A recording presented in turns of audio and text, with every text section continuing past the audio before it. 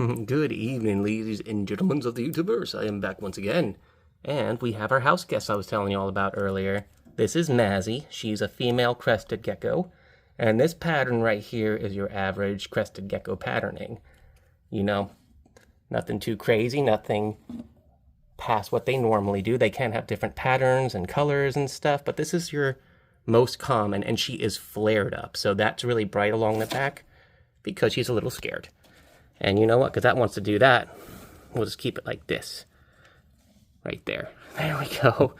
Sorry how I put the camera down. I just put that up and went to see how it'll hold up because that's a lot of watermarks. I leave those watermarks. It's easier for them to climb and everything. And she is a guest. I'm going to set up her little food dish and everything. I just wanted to get a little bit of her, let you guys see what she looks like, because it's not just her, but we also have a male who's a bit of a morph as well. Give me a second to show off Gex. And this is my buddy Gex. Well, he was my buddy. I took him in, or I let him, whoop. There we go, friend, there we go. Hello. So I was the original owner for this little guy right here. Whoa, buddy, big jump. And he has always been that way. He is 0 to 100 with this guy. He is always on go. And that right there, those lumps, that's how you can tell if it's a male or not, really. And that's a good way. Male geckos, when full grown, have those little lumpy things right there. Females will not. Hey, buddy. He's a little scared too, but he is a solid color kind of morph. And when he gets really flared up, you see those little tiny spots appear on his back and everything because he gets really freaked out. Male geckos, crested geckos, will also chirp and so on a lot more than females will. So if you have a very vocal little gecko and you've never really checked the, the cloaca area or cloaca, tomato, I've heard it's had two different ways. I don't know which one's the more proper one, but but if you can't really get a good look at that, you can always listen and see if they're making extra noise or not, that kind of deal. Well, let me go ahead and finish setting them up. I'm going to put up some more fake plants and stuff. I don't really do live plants when I'm watching animals because I don't have that many live plants. I would like to, but money is money, and I need to use that money to feed animals, not just decorate for them. So real quick, while I'm explaining facts about some crested geckos, I'm going to show you a quick little trick of how I like to mix their food up. Kind of do. So these cups, old cups that aren't used anymore, they were once used for sake, but they're disposable plastic cups that have not been used in a couple years, rinsed out real good. So there's obviously no sake left in it by this point.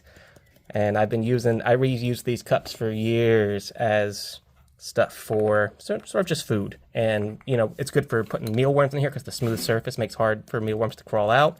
But this right here is rapashi food.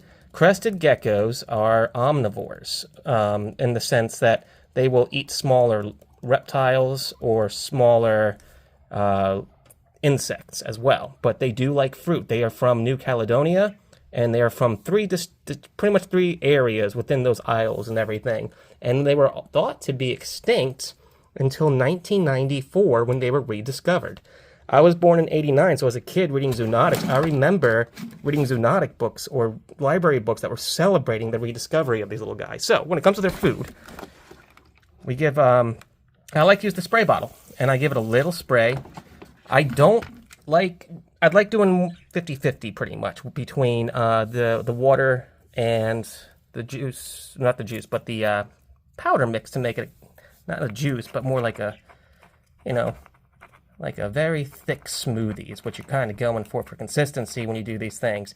I usually mix it with like a piece of hay or something like that. This way I'm not wasting anything. I can throw the piece of hay right out. All right. And then that's kind of the consistency you are looking for. You might have to measure out. So usually when I measure out powder to water, you want to do about half as much water to powder, stir it around.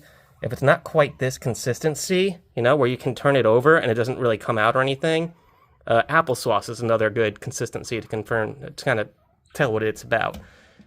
But you do want it thicker. You do want it not to be too runny because it'll get moldy very quickly. Either way, you do want to change those out every 12 to 24 hours because no matter what, it will get moldy in this environment. Very humid. They like it very humid. Their canopy, so as we've talked about with tree frogs, they are corporeal, sorry. All right. Well, I'm messing up that word, so I'm gonna get corporeal. Corporeal. Goodness gracious, guys. It's been a long day. But they are canopy-dwelling critters, and they like the canopies. I keep messing up that word because it's arboreal. I don't know why I keep putting a C in front of it. Doesn't make sense. Arboreal. Arbor. Arboreal. Durr. So right here, before I go further with this one, this is an example of undermixing. I have some dry powder still mixed in there. So what you would do, it's better to be a little bit under and then just pop, pop, quick little sprays. And right there will be enough to kind of get it moisturized the rest of the way. And then one moment. All right, we got that applesauce consistency. I'm able to kind of flip it over and nothing really falls out. We're gonna go get this to Gecko, who is probably all over the place. This guy right here. This buddy, back when I first got him, was all over. He could handle well, but he crawls around like a madman. He's a funny dude. And I'm just so glad that he's been taken care of all these years by a friend. But yeah, I got him when he was very little. And he went to go be looked after by someone who is really good with crested geckos as well. And in turn, every once in a while when she goes on vacation, I get to look after him again. And I also get to look after her little gecko that she got, who's now hiding, because I scared her a bit putting that big old water dish in. I also like to do water dishes for them, not because they drink water. They actually drink running water, dripping water. So yes, they drink the dripping water, but this is all for humidity and everything, to keep it humid. And they will drink dripping water. That's where they're from, because where they're from, that's where they get their water from dripping stuff.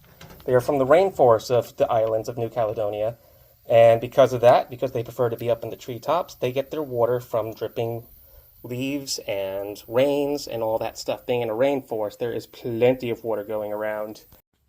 And another thing, I keep the water very, narrow, or shallow, not narrow, shallow. The water's always very shallow, and there are isopods and springtail in this dirt. Even though I don't have plants in it, I still keep those colonies running at all times, just because I don't like killing things.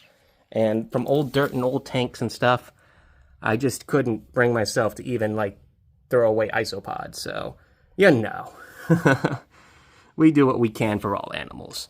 Anywho, that's it about crested geckos. They're both hiding now. They're both settling, so I'm going to leave them be. They're going to be here for just a week. I'm looking after them for a friend, but I'm always happy to do so. Hopefully those little bit of facts might help you guys out. Any questions you might have had about crested geckos. And one more thing before I go, obviously, because they are arboreal creatures and they climb everywhere, they have sticky fingers. They can climb walls. Make sure you keep very tight lids. They will get out if they can. So with that, you all have a good one. Peace out. There's a cricket in here that has a hide-and-seek level of over 9,000. No frog's gonna find him up here. Doo-doo-doo. Doo-doo-doo. Doo-doo. The piggies are doing good too, like I said. Yep, everyone's doing fine. I know it's been a lot of the kitten and stuff with the videos, but all the animals are kicking and thriving. Little chunksters. But good chunksters. I like you to be chunky. Means you eating goods. Yeah.